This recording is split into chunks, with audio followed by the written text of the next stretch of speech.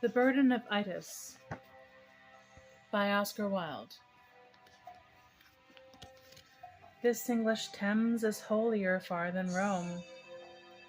Those harebells like a sudden flush of sea breaking across the woodland, with the foam of meadowsweet and white anemone to fleck their blue waves.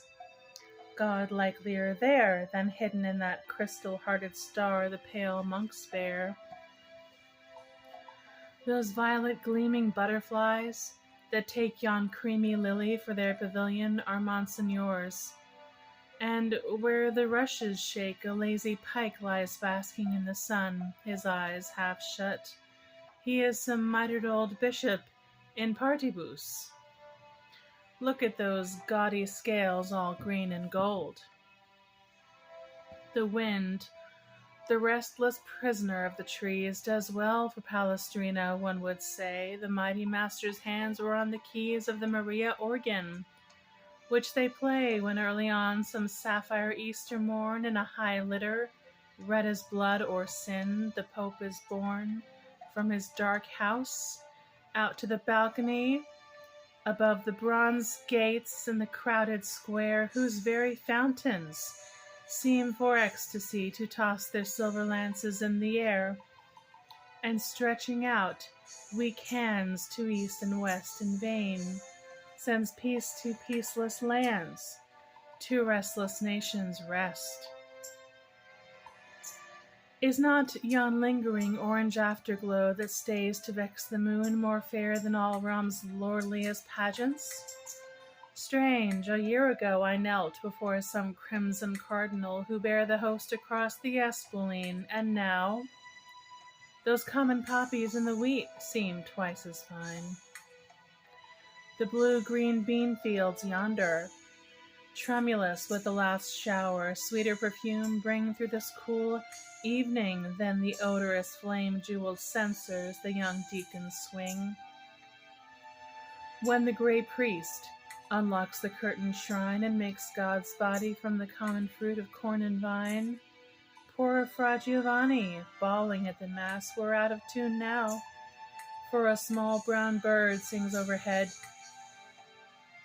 and through the long cool grass I see that throbbing throat, which once I heard on starlit hills of flower-starred Arcady, once where the white and crescent sand of Salamis meets sea. Sweet is the swallow tittering on the eaves at daybreak, when the mower whets his scythe and stock-doves murmur, and the milkmaid leaves her little lonely bed and carols blithe to see the heavy lowing cattle wait, stretching their huge and dripping mouths across the farmyard gate. And sweet the hops upon the Kentish leas, and sweet the wind that lifts the new-mown hay, and sweet the fretful swarms of grumbling bees that round and round the linden blossoms play, and sweet the heifer breathing in the stall, and the green bursting figs that hang upon the red brick wall, and sweet to hear the cuckoo mock the spring while the last violet loiters by the well, and sweet to hear the shepherd Daphnis sing the song of Linus through a sunny dell of warm Arcadia, where the corn is gold, and the slight, lithe-limbed reapers dance about the wattled fold. And sweet, with young Lycoris to recline in some Illyrian valley far away, where canopied on herbs amaracine we two might waste the summer tranced day,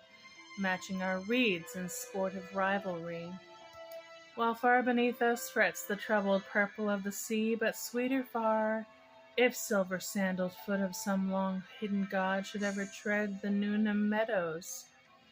if with reeded flute pressed to his lips some fawn might raise his head by the green-water flags. Ah, sweet indeed to see the heavenly herdsman call his white-fleeced flock to feed. Then sing to me, thou tuneful chorister, though what thou sing'st be thine own requiem. Tell me thy tale, thou hapless chronicler of thine own tragedies. Do not contemn these unfamiliar haunts, this English field, for many a lovely coronal our northern isle can yield, which Grecian meadows know not. Many a rose which all day long unveils Aeolian, a lad might seek in vain, for overgrows our hedges like a wanton courtesan, unthrifty of its beauty. Lilies, too, Ilissos never mirrored star our streams, and cockles blue dot the green wheat, which, though they are the signs for swallows going south, would never spread their azure tents between the Attic vines. Even that little weed of ragged red, which bids the robin pipe in Arcady, would be a trespasser. And many an unsung elegy sleeps in the reeds that fringe our winding Thames, which to awake were sweeter ravishment than ever Syrinx wept for, diadems of brown bee-studded orchids, which were meant for Cytherea's brows, are hidden here, unknown to Cytherea, and by yonder pasturing steer there is a tiny yellow daffodil. The butterfly can see it from afar, although one summer evening's dew could fill its little cup twice over ere the star had called the lazy shepherd to its fold, and be no prodigal. Each leaf is flecked with spotted gold, as if Jove's gorgeous lemon Danae, hot from his gilded arms, had stooped to kiss the trembling petals. Or young Mercury, low flying to the dusky ford of Dis, had with one feather of his pinions just brushed them. The slight stem which bears the burden of its sons is hardly thicker than the gossamer, or poor Arachne's silver tapestry. Men say it bloomed upon the sepulchre of one I sometime worshipped, but to me it seems to bring diviner memories of fond love to Heliconian glades and blue nymph-haunted seas, of an untrodden vale at Tempe, where on the clear river's marge Narcissus lies, the tangle of the forest in his hair, the silence of the woodland in his eyes, wooing that drifting imagery, which is no sooner kissed than broken. Memories of Salmacis, who is not boy nor girl, and yet is both, fed by two fires, and unsatisfied through their excess, each passion being loth for love's own sake to leave the other's side, yet killing love by staying. Memories of Oreads peeping through the leaves of silent moonlit trees, of lonely Ariadne on the wharf at Naxos, when she saw the treacherous crew far out at sea, and waved her crimson scarf, and called false Theseus back again, nor knew that Dionysus on an amber pard was close behind her. Memories of what Maeonia's bard with sightless eyes beheld, the wall of Troy, Queen Helen lying in the ivory room, and at her side an amorous red-lipped boy, trimming with dainty hand his helmet's plume, and far away the moil, the shout, the groan, as Hector shielded off the spear, and Ajax hurled the stone. Of winged Perseus, with his flawless sword cleaving the snaky tresses of the witch, and all those tales imperishably stored in little Grecian urns, freightage more rich than any gaudy galleon of Spain bare from the Indies ever. These at least bring back again, for well I know they are not dead at all, the ancient gods of Grecian poesy, they are asleep, and when they hear thee call will wake, and think 'tis very Thessaly, this Thames and Daulian waters, this cool glade, the yellow irised mead where once young Itys laughed and played. If it was thou, dear jasmine-cradled bird,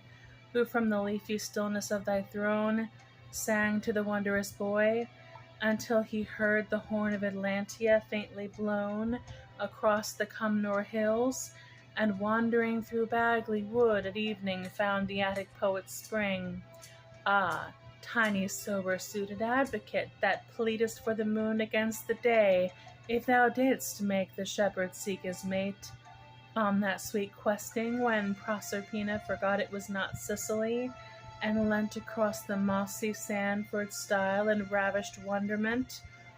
light-winged and bright-eyed miracle of the wood,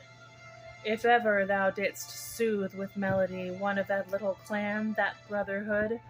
which loved the morning star of Tuscany more than the perfect sun of Raphael, and is immortal, sing to me, for I too love thee well.